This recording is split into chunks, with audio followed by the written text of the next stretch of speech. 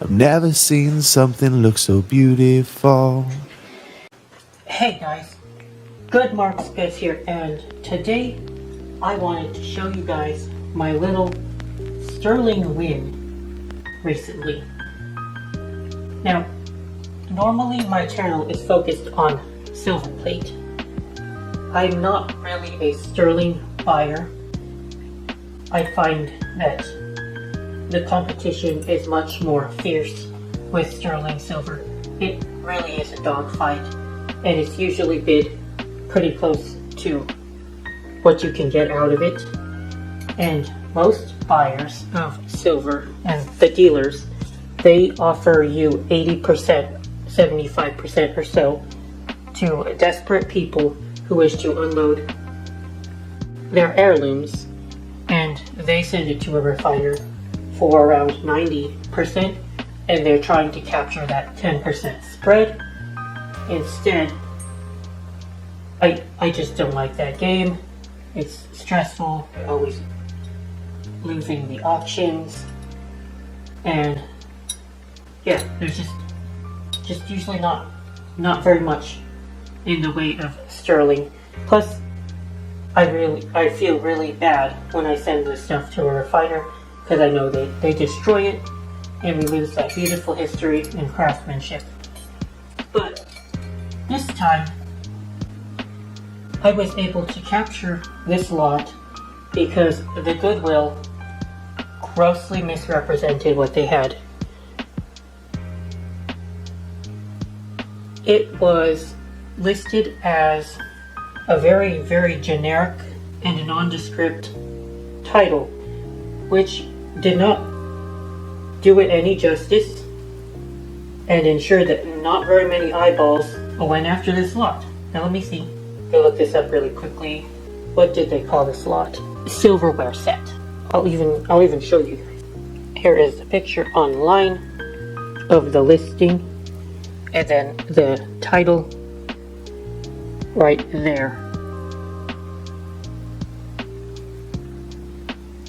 Silverware set. Oh, let me give you guys life advice really quickly.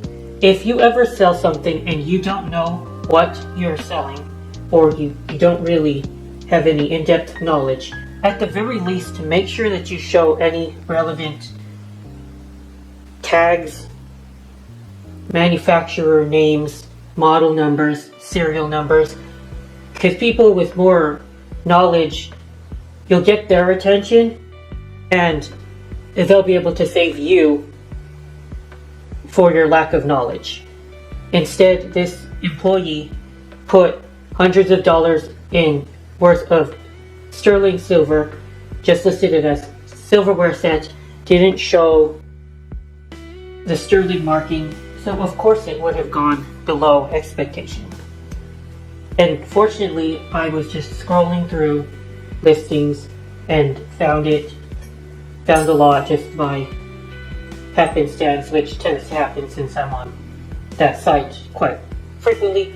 So the patternist name is Camellia. And do you guys notice that, well, real silver has a glow. It's like it has an aura that's kind of hard to replicate with plate. I mean, sometimes plate kind of looks like that with that glow, and sometimes plated stuff is very, very shiny, like sterling would be if it was polished up really nicely. But in normal circumstances, you can kind of see a difference, but the difference is very subtle and not fail-proof. You can still make mistakes, misidentify pieces, but the idea is to put the odds in your favor. So what I did, after I was able to identify the pattern, I sniped the auction for as high as I was willing to go, and I got the lot for $291 plus shipping. There you go. 678 grams for $291.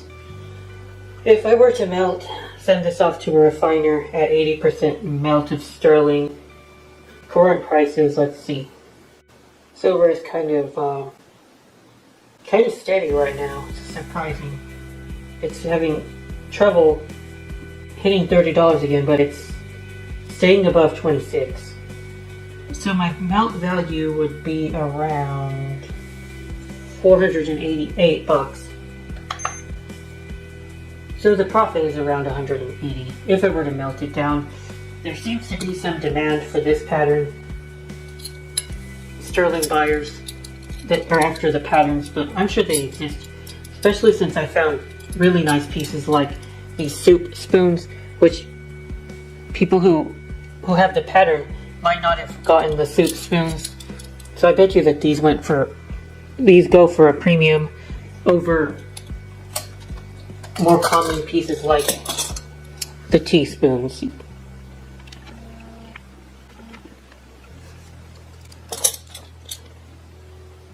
Soup spoons,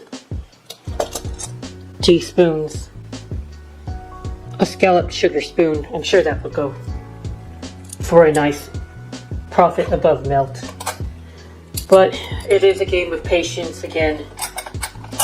A lot of people don't have the patience to wait for the buyer. They'll just send it off to a refiner and they will melt the piece and the silver will end up in a cell phone. That seems to be where silver goes these days. Cell phone, solder. They're putting it in batteries nowadays. Solar panels, but not much in the way of silverware. At least not in America. Whether or not people are still doing that in this economy, I don't know. I don't know the numbers. But yeah, most silver flatware is being melted down. We're not going to get this again. So I'm going to list this off on Etsy. I just want to talk about the pattern here. See how it was able to stay under the radar and only have a few bidders against me, which unfortunately they certainly did also recognize that this was sterling, or else they wouldn't have bid almost $300 against me. But it stayed under the radar because the pattern it's pleasant to look at, but a lot of the time sterling patterns are more distinctive. Like, unless you are very adept at picking out patterns, you probably would not be able to tell whether this is plated or sterling based on the pattern. You have an average person, you ask them if they think it's real, they probably would say half yes, half no. So that was one thing that was in my favor. If you had a more distinct pattern, then people might have been more likely to look it up.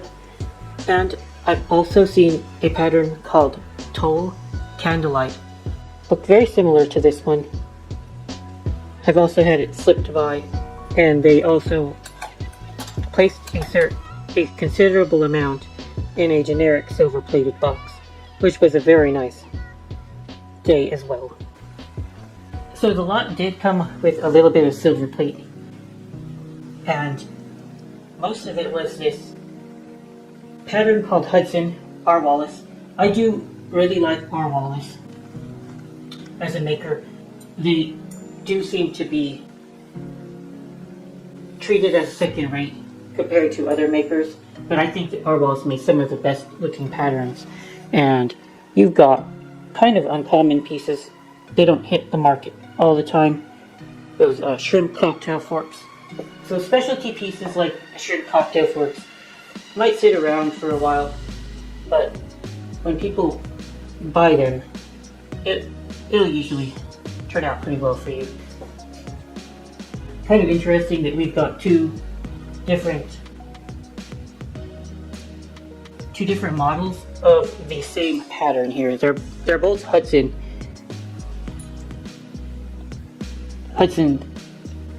seafood cocktail forks. This one has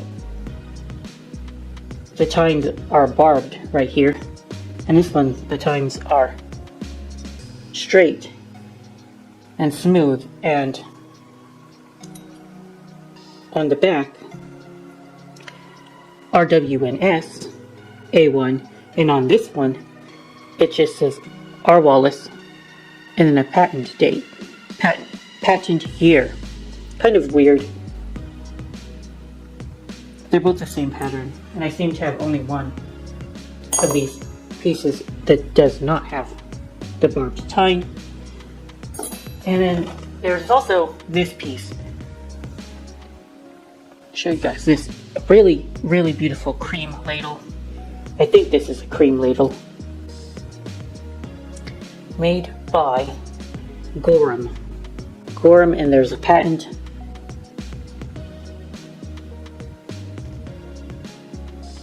$1929 is the patent. It looks really, really similar to a lot of Art Deco that I've seen. Really beautiful piece. Wasn't gonna not show you guys silver plate, even if most of the video was about sterling today. Alright, thank you guys for watching. Good Marks is out.